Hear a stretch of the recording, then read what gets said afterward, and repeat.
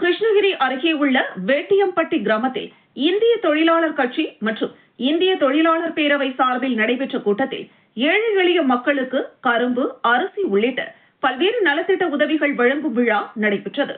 கிருஷ்ணகிரி அருகே உள்ள வேட்டியம்பட்டி கிராமத்தில் இந்திய தொழிலாளர் கட்சி மற்றும் இந்திய தொழிலாளர் பேரவை சார்பில் பொங்கல் விழாவினை முன்னிட்டு ஏழை எளிய மக்களுக்கு நலத்திட்ட உதவிகள் வழங்கும் விழா நடைபெற்றது.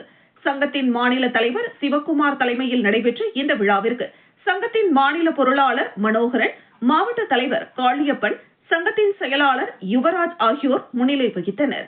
மேலும் இந்த விழாவின் போது சிறப்புரையாற்றிய மாநில தலைவர் சிவக்குமார், கட்டுமான தொழிலாளர் நல வாரியத்தில் உறுப்பினர்களாக சேர்ந்துள்ள அனைத்து உறுப்பினர்களுக்கும் தமிழக அரசு பல்வேறு நலத்திட்டங்களை அறிவித்து வழங்கி வருகிறது. ஆகையால் கட்டுமான தொழில் செய்து வரும் தொழிலாளிகள் அனைவரும் கட்டுமான நல வாரியத்தில் உறுப்பினர்களாக சேர்ந்து தமிழக அரசு வழங்கும் திட்டங்களை பெற முன்வர வேண்டும் என்று கேட்டுக்கொண்டார். இதனைத் தொடர்ந்து ஏழை எளிய மக்கள் பொங்கல் விழாவினை மகிழ்ச்சியுடன் கொண்டாடப்பட வேண்டும் என்பதற்காக 2 கரும்புகள், பச்சரிசி, வெல்லம் உள்ளிட்ட பல்வேறு நலத்திட்ட உதவிகளும் வழங்கப்பட்டது. பொங்கல் பண்டிகையை சிறப்பாக கொண்டாட வேண்டும் என்பதற்காக வழங்கப்பட்ட கரும்பு உள்ளிட்ட பொருட்களை ஏழை எளிய மக்கள் மகிழ்ச்சியுடன் வாங்கி சென்றனர்.